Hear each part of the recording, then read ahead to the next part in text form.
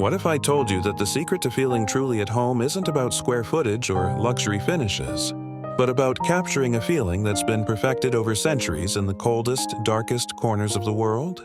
A place where steel meets soul, where industrial bones are wrapped in the warmest embrace you've ever felt. This is the story of the Scandinavian warmth barndominium, and it's about to change everything you thought you knew about modern living. Close your eyes for a moment.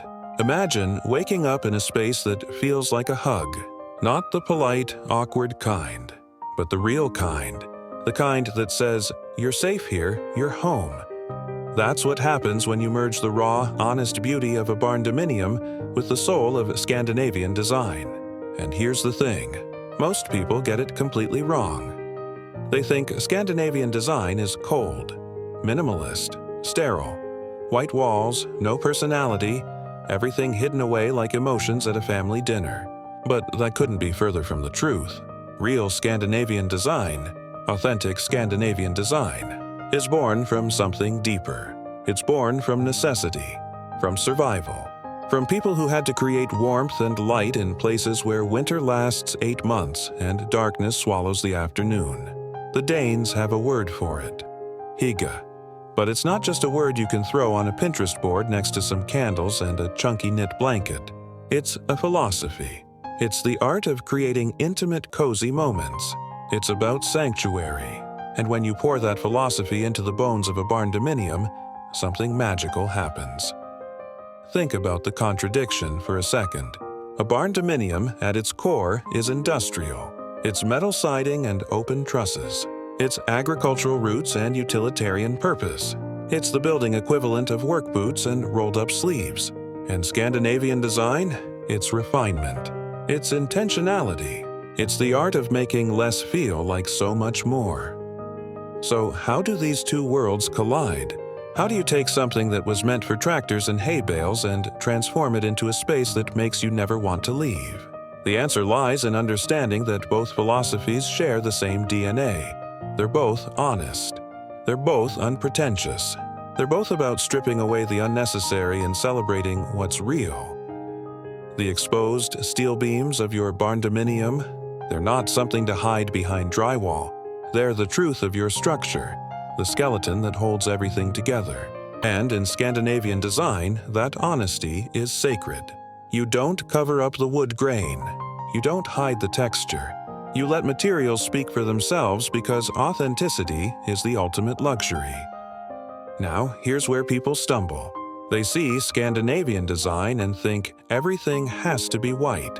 All white. Forever white. And yes, there's white, but it's not the star of the show.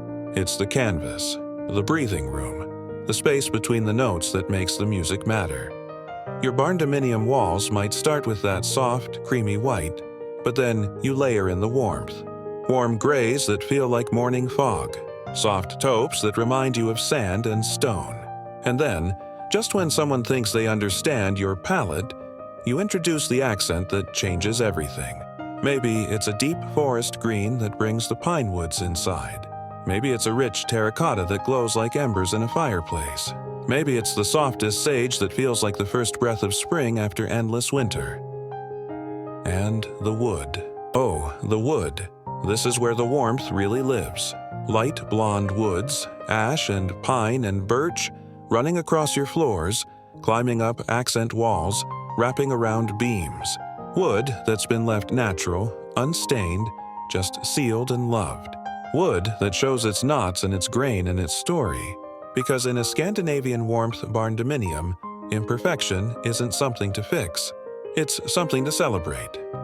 Here's something most people don't understand about Scandinavian design until they really study it. It's not just about creating bright spaces. It's about respecting darkness. It's about understanding that without the dark, the light means nothing. Think about those long Scandinavian winters, when the sun barely crawls above the horizon, when 3 p.m. feels like midnight. The people living through that darkness didn't fight it. They learned to dance with it. They created spaces where every source of light became precious, intentional, meaningful. So in your barndominium, you're not just flooding every corner with harsh overhead lighting. You're creating layers. You're thinking about how light moves through the day. Maybe you have those massive barndominium windows, floor to ceiling, wall to wall, pulling in every possible ray of natural light. But you also have intimate pools of warm light scattered throughout. Pendant lights hanging low over your dining table, creating a cocoon of warmth. Floor lamps with linen shades casting soft glows in reading corners. Candles. Real candles, not the fake flickering LED kind.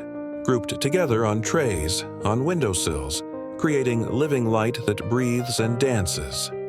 And those high ceilings that come with your barndominium, they're not a bug, they're a feature, because that vertical space, that volume, it creates drama. It makes the intimate moments even more intimate. When you're curled up on your sofa under a cashmere throw, with a book and a cup of tea, and all that space rises above you, you feel both small and held at the same time, protected, grounded. If color is the vocabulary of your space, texture is the emotion. And in a Scandinavian warmth barndominium, texture is everything.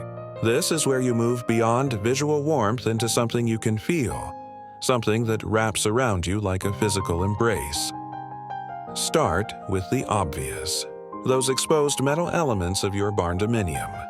But instead of leaving them cold and industrial, you soften them. Maybe you wire brush them for texture. Maybe you let them develop a natural patina over time. They stay honest, stay real, but they gain character. Then you layer in the softness. Wool rugs, thick and hand-woven, spread across those wood floors. Not perfectly matched, not coordinated to death, but collected over time. Each one with its own personality, its own story. Linen curtains, not crisp and starched, but relaxed and lived in, filtering that precious light into something even softer. Sheepskin throws draped over chairs and benches, inviting you to touch, to sink in, to stay a while. Your furniture isn't trying to impress anyone.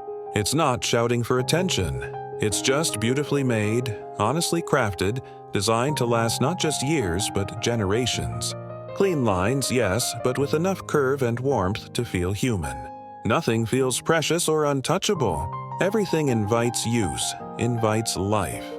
Here's where we get to the secret ingredient, the thing that separates a Scandinavian warmth barndominium from just a decorated barn. It's in the small intentional details, the things that don't scream but whisper. Maybe it's the way you display your dishes, not hidden behind cabinet doors but arranged on open shelving, hand-thrown ceramics in soft earth tones, each piece unique, each piece chosen with care. Maybe it's the vintage wool blanket folded at the foot of your bed, the one that's been mended twice because letting it go would be unthinkable. Maybe it's the collection of beeswax candles in various stages of burning, their organic shapes and honey scent adding another layer of warmth. Plants. Real plants, not fake ones. Lots of them. Because Scandinavians understand that when you're surrounded by winter for so long, you need to bring life inside. Fiddle leaf figs reaching toward those tall ceilings. Pothos trailing from shelves. Herbs growing in your kitchen window, filling the space with green and possibility. And the smell, because a truly warm space isn't just visual or tactile. It's olfactory. It's the scent of wood smoke and wool, fresh bread and cardamom, pine and beeswax, coffee brewing in the morning. These aren't perfumes or air fresheners. They're the natural byproducts of living well, of creating rituals, of being present. In a traditional barndominium, the kitchen might be tucked away, purely functional.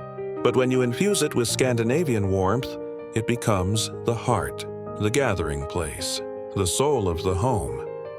Open, yes. Flowing into the main living space, absolutely. But also intimate. Maybe you have a large wooden island, thick and solid, that's been used and loved and marked by life. Not a showroom piece, but a workhorse. Stools pulled up to it, simple but comfortable, where friends perch with wine glasses while you cook, where kids do homework, where life happens. Your cabinets might be that soft, muted color, maybe a sage green or a warm gray, or they might just be light wood, simple shaker doors, nothing fancy. Open shelving breaks up the cabinetry, displaying your most beautiful pieces, making everything feel accessible and honest. And the lighting here. This matters. Pendant lights hanging over the island, but not matching, not uniform. Maybe one slightly different from the others. Maybe they're vintage finds, brass that's gained patina, glass that's slightly imperfect. Because perfection is cold, character is warm. When night falls in your Scandinavian warmth barndominium, your bedroom becomes a cocoon, a refuge, a place where the outside world can't reach you. The bed is low, grounded, probably on a simple platform frame of light wood. The linens are natural. Linen or cotton in soft whites and warm grays, layered with knit throws and that perfect weight of duvet that makes you never want to emerge. Maybe there's a sheepskin rug beside the bed, so your feet touch something soft and warm when you wake.